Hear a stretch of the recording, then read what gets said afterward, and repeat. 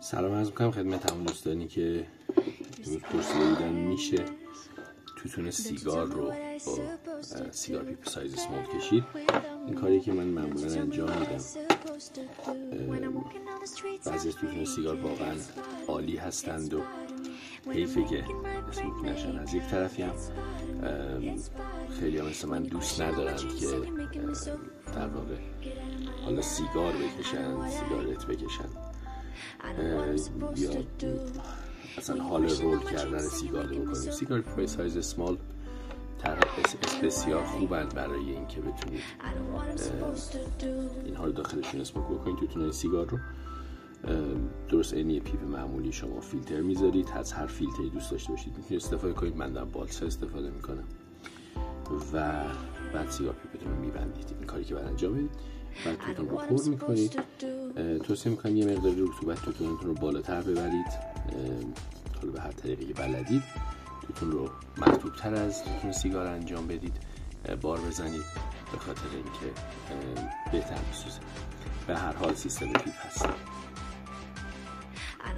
خب برای بار زدن توتون درست این پیپ عمل میکنیم، با این فرق که همیشه کمی فشرده تر از پیپ انجام میشه. توتون رو داخلش میریزیم، سعی میکنید قسمت اول از جاذبه استفاده بکنید، یعنی فقط چند ضربه بدنه بزنید تا اینکه توتونتون جا بره. مرحله بعدی کار روی مقداری فشرده تر از پیپ، روی فشار خیلی کوچیک به داخل انجام بدید و در قسمت آخر هم روی پیپتون رو این شکلی بپوشونید روی سیگار پیپتون. در نهایت یک چنین چیزی شما به دست خواهید آورد. توصیه میکنم در همین مرحله یه مقداری تمپش بکنید، به خاطر اینکه به دستتون ریز سیگار استفاده میکنید. توتون سیگار معمولا برش ابریشمی یا برش خیلی خورد دیگه دارن، درست مثل همین که من دارم دیگه. فکر میکنم از این ریزتر برش وجود داشته باشه برای توتون سیگار. و حالا از کبریت یا فندک های معمولی استفاده بکنید و درست عین پیپ روشنش بکنید. When you're crushing on my dreams and you're making me so full. I know what I'm supposed to do. من دارم یه توتون اورینتال محلی رو میکشم.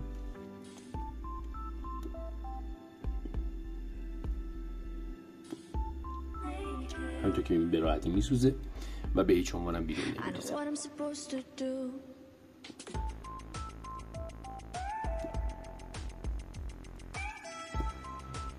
درست مثل سیگار برگ میتونید اسموکش بکنید و همون حس و حال سیگارت و حتی کمی بیشتر از اون رو به شما میده.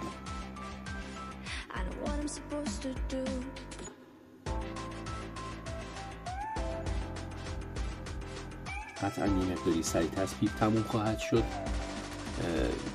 و خب چون توتون سیگار هم هست دود بیشتری هم تولید میکنه احتمالا.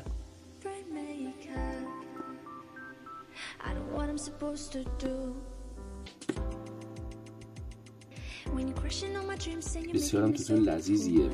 توتون اورینتال حالت ادوییتور دارن و خیلی لذیذن.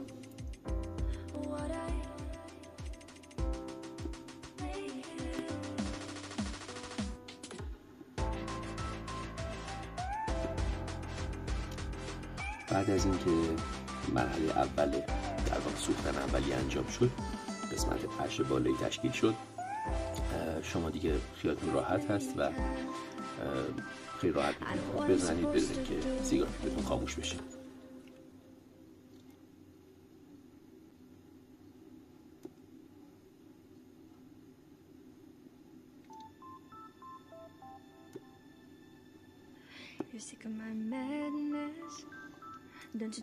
بسیار حس خوبی داره، حس بسیار لذت بخشی داره، بخاطر اینکه طعم کاغذ نمیگیرید و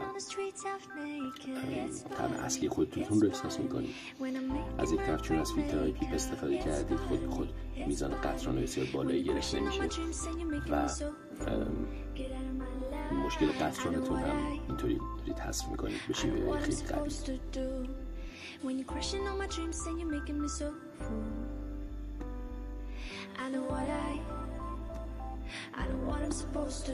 بسیار. الان به قسمت چرینگ لایتش رسیدیم. توصیه میکنم در این مرحله تمپ نرم انجام بدید. همونطور که عرض کردم همه مراحل رو کمی سفت‌تر از پیپ باید انجام بدید، به خاطر اینکه به هر حال دارید از توتون خیلی ریز استفاده میکنید. دقت کنید اگر توتون پیپ داخلش بریزید لازم نیست دیگه به این شدت تمپ قوی انجام بدید یا حتی پک قوی انجام بدید. درست میتونید مثل پیپ بار بزنید و پک بزنید. این توتون سیگار هست و این آموزش مخصوص عزیزانیه که دوست داشتن بدونن که آیا توتون سیگار رو میشه داخل سیستم های اسمال سیگار پیپ هم کشید یا نه، و این کاری که من معمولا انجام میدم. این سیگار پیپ من مخصوص توتون های سیگارت هست.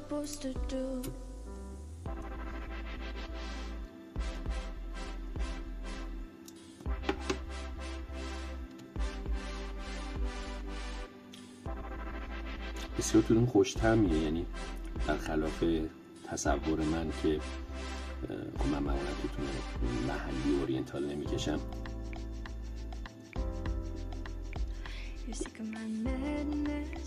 حداقل به شکل تنهایی، یعنی معمولا با چیز دیگه ترکیبش میکنم.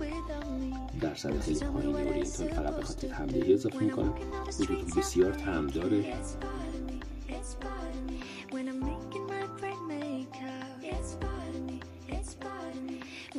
و همچه که میبینید خاکستری بیرون نمیریزه. پس اصلا نباید نگرانی باشید که خاکستری توتون بیرون میریزه. حتی این سیگار پیپایی که روشون کلاه هم داره، محافظ هم داره، میتونید اصلا محافظش رو استفاده هم نکنید. محافظ رو موقع رانندگی یا جایی که به هیچ عنوان نمیخواید هیچ خاکستری بیرون بریزه ازش استفاده کنید.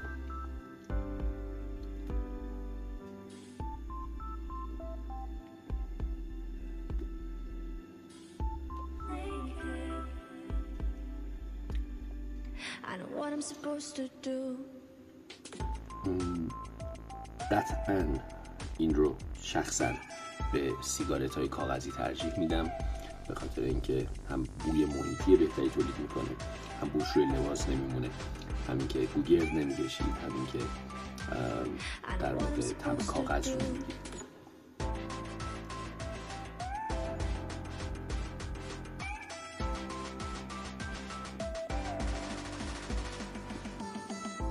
همونطور که میبینید بار زدنش خیلی راحته. در یه سیگار پیپ سایز اسمال که مخصوص توتون سیگار طراحی شده باشه شما میتونید چیزی حدود 2 گرم 1.5 گرم توتون بریزید، تقریبا منزل 2 نخ سیگار.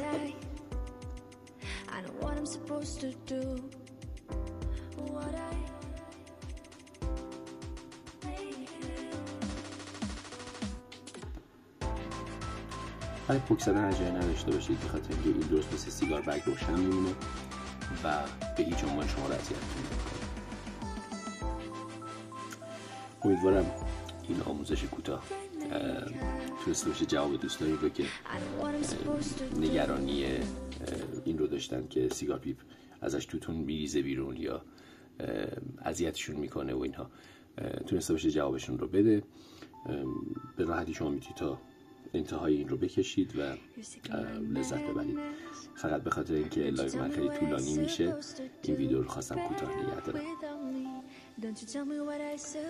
وقتی تقریبا به نصفه های کاسه رسیدید، الان من به نصفه های کاسه رسیدم، من این مقدار ویدیو رو پاز کردم، یه تمپ دیگه انجام میدیم. چون از توتون سیگار استفاده کردیم بد نیست که خاکستر توتون رو بگیریم. برای گرفتن خاکستر کافی این کار رو بکنید. تمام. و بعد روش روی تمپ نرم انجام بدید که یک دست بشه.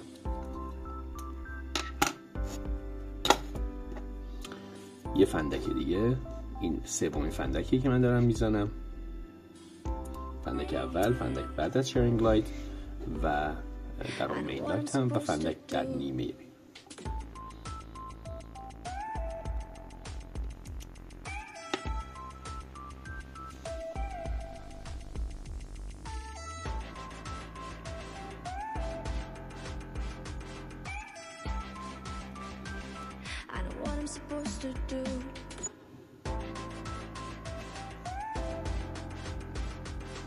و بالاخره بعد از حدود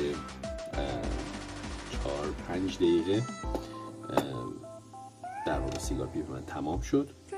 همونطور که میبینید به اندازه یه مقداری، به اندازه 2 نخ سیگار تقریبا توتون گرفته داخلش و به اندازه 2 نخ سیگار هم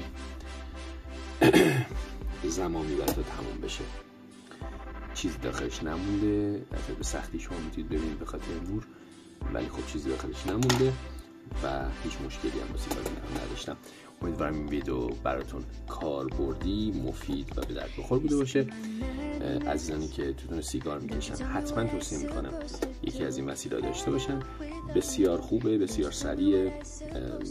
یک هزینه انجام میدید برای مادام العمر، خیلی با دوام هستند و کاملا میتونن جایگزین سیگار هندرول باشن. موفق باشید. ممنون. این جلال فاید.